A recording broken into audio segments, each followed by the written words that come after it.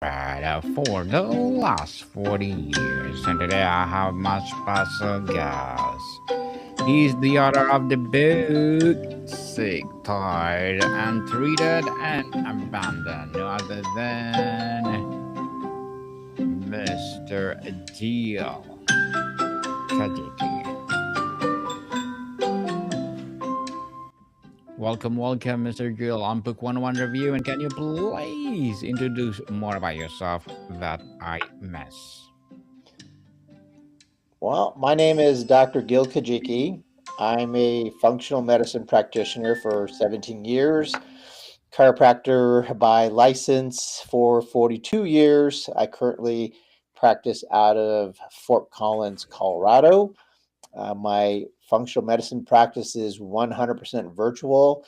We have treated patients from almost every continent in the world, and we can treat people naturally for their chronic conditions. I specialize in Hashimoto's, natural protocols for Hashimoto's, and if you can you can receive deliveries and you have an email, internet or a phone, we can treat you from anywhere in the world. Anywhere in the world. I like that, Dr. Jill. And thank you so much for sharing your knowledge and wisdom to the world. The title uses the powerful word sick, tired, untreated, and abandoned. Can you describe the emotional and physical reality of a person living in each of those stages?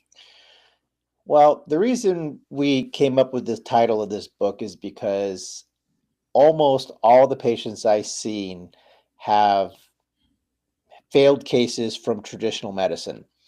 And they've been through many of their traditional doctors, the endocrinologists, the GPs, the MDs, the PCPs, and they've exhausted their resources with these doctors.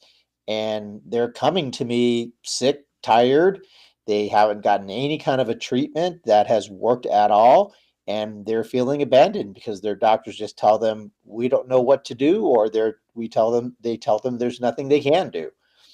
And so we thought that'd be a very appropriate title for a book for these people who don't know where to turn next after their traditional medical doctors have failed their cases. Interesting. Dr. Jill, what is the most common devastating misconception about Hashimoto's that leads doctors to dismiss patients as just stress or getting older? I think the biggest misconception is that although the doctors medically know Hashimoto's is an immune system problem, they continue to treat the thyroid with thyroid medication.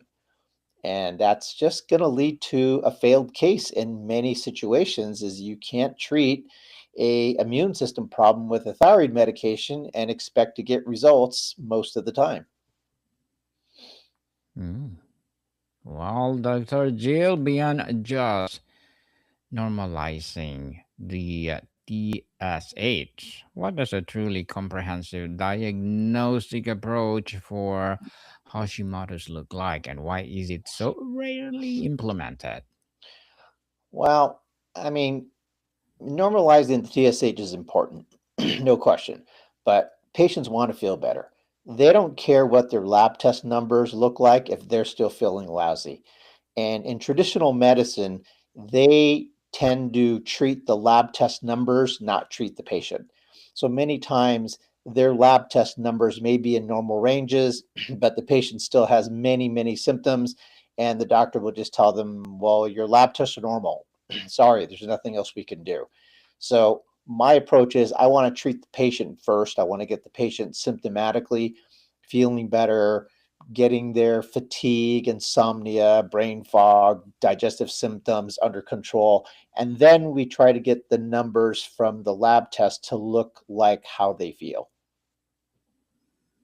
How they feel, and Dr. Jill, how does the systemic fragmentation of healthcare contribute to the abandonment of Hashimoto's patients?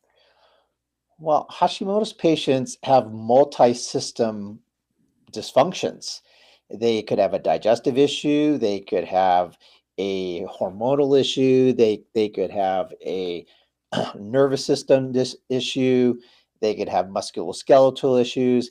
And in traditional medicine, these specialties are very fragmented, and the cardiologist doesn't talk to the endocrinologist, and the endocrinologist doesn't talk to the respiratory doctor. And so they're all looking at the body in their specific specialties, but everything functions as one whole piece. So you can't just allow these doctors just to fragment this patient's healthcare because no one's talking to each other, and it's a multi-system problem. A multi. Well, Mr. Jill, on the root causes and medical gap. What are the key gaps in the standard medical training regarding the autoimmune disease that lead to a widespread failure in patient care? Well, I think the first thing is that the patient isn't sent to the immunologist for an autoimmune condition until it's far, far down the line. They insist on seeing the GP first or the PCP first and then going to the different specialties. And they very seldomly, very rarely get to the immunologist to discover this is really an immune system problem, not a thyroid problem. And in traditional medicine, your choices for treatment are medication or surgery. And if they can't do something to fix those lab numbers or get you symptomatically feeling better with medication or surgery, traditional medicine doesn't know what to do, and they have basically abandoned that patient. Yes, interesting. And Dr. Jill, why is there such resistance in parts of the medical community to looking at root causes like a gut health, food sensitivities, and chronic stress in managing Hashimoto's? Well, this is my opinion. My opinion is that if you go to your traditional medical doctor and see the PCP, the MD, the endocrinologist, the gynecologist, the gastroenterologist. You use your insurance, you pay a small copay. You have to understand and just accept the fact that traditional medicine is influenced by pharmaceutical insurance companies. And so if the insurance company doesn't approve certain kinds of testing or natural treatments, and the pharmaceutical industry is certainly not going to address natural treatment, then the patient is in a bad situation in traditional medicine. Now, a lot of people need traditional medicine. I treat naturally. I'm not a medication hater. If you need it, you need it. But if you're going to try to treat an immune system problem with a thyroid medication and fragment the care in traditional medicine, it's going to be most likely a failed case. Dr. Jill, what roles medical gaslighting, particularly towards women who make up the majority of patients, play in delaying proper diagnosis and treatments for years? I can't speak to what the traditional medical profession does. I try to stay in my own lane as a natural doctor, and I will refer out the patient to traditional medicine if I feel there's a medical problem. So I don't know how or why they categorize certain patients in certain categories and don't diagnose them correctly.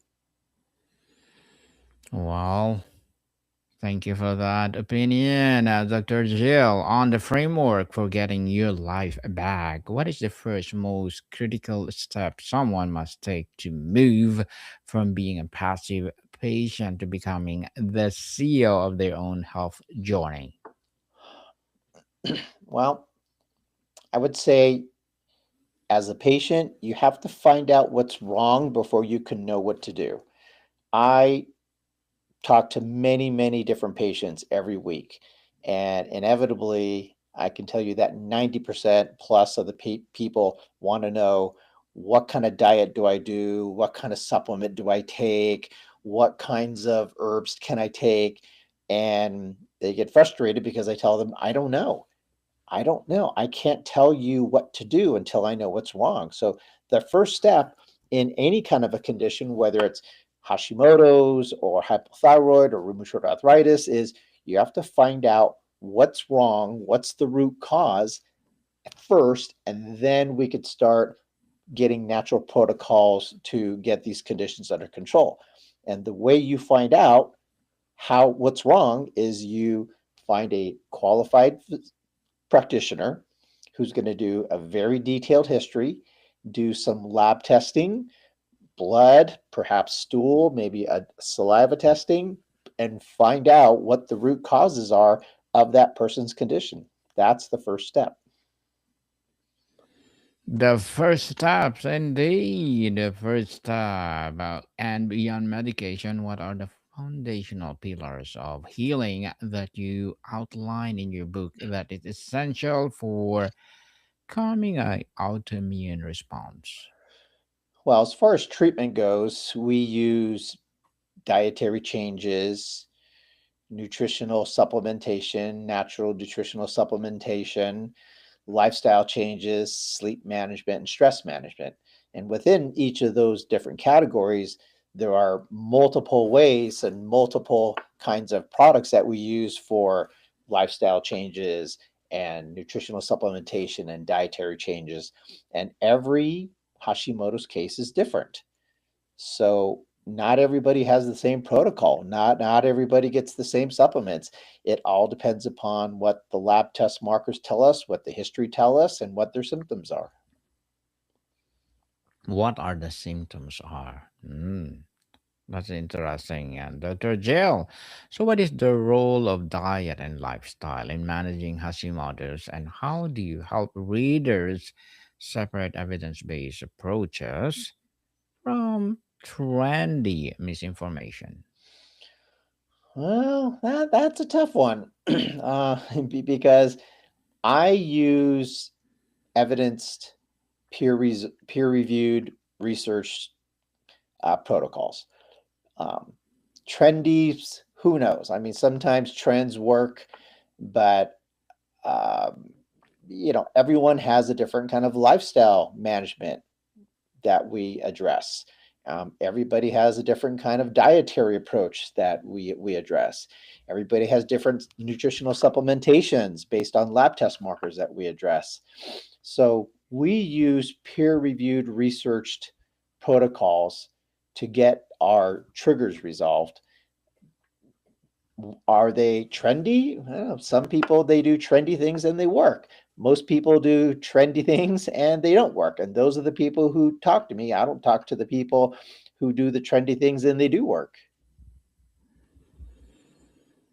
Dr. Jill, on empowerment and navigating the system, what should a person to do if the doctor refuses to run comprehensive tests or explore treatment options beyond these Hashimoto's?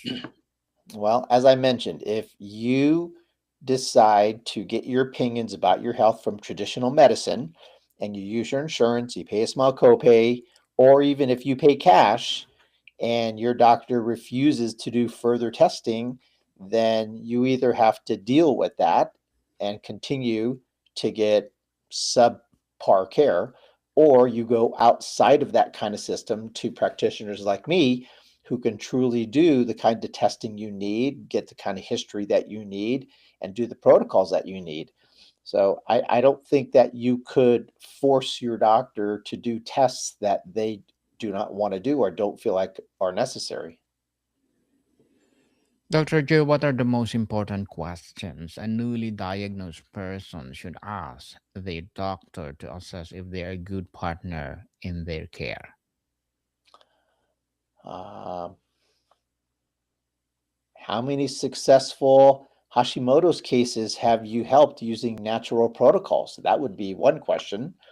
Um, tell me what your uh, what do you look for when you're looking for root causes for my autoimmune condition, Hashimoto's condition, hypothyroid condition? I would ask them, you know, tell me what kinds, what are you looking for when you run these tests? So I would say, those are probably the top three that would let you know if you're in the right place or not. On hope and the bigger picture, Dr. Jill, what is the single most important message of hope you want to offer someone who feels completely defeated by this condition and medical system? Well, there's a lot of practitioners that claim they do the same thing that I do, and they may in fact do that. But I would say if the practitioner is having you do the same thing you've always done in the past, then you're likely to get the same outcome. But if it sounds different, if it sounds like the testing is different, is if it sounds like the approach is different, you're likely to come out with a different outcome. That's your ray of hope. And if you could change one thing about standard of care for autoimmune patients tomorrow, what would it be?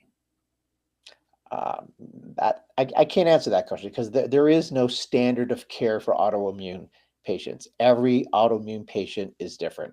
So everyone in my office gets a personalized, customized care plan. So there is no standard of care for autoimmune patients in my office. And how has the writing this book, Dr. Jill, and sharing this message changed your own relationship with your health and your past struggles? Well, I'm one of the few doctors out there that actually practice what I preach. So many of the testing that is in the book, I've already done. My wife's already done. I recommend to the different patients. Um, there is no treatment protocols in my book because everyone is different. So trying to find out what's wrong before you can know what to do is key. It's paramount. And that's what I do with my own health is before I decide I'm going to take a supplement or change a diet or do a lifestyle change, I have to find out through a lab test what's wrong. What is it that's causing me to have this symptom or this abnormal lab marker first? Mr. Jill or Dr. Jill, before we wrap up our discussion for today, I'm inviting you to please do listen to my other podcast, people. My other podcast, because my abstract essay is already in fifth season, abstract poetry in second season, and my book 101 review in fifth season too.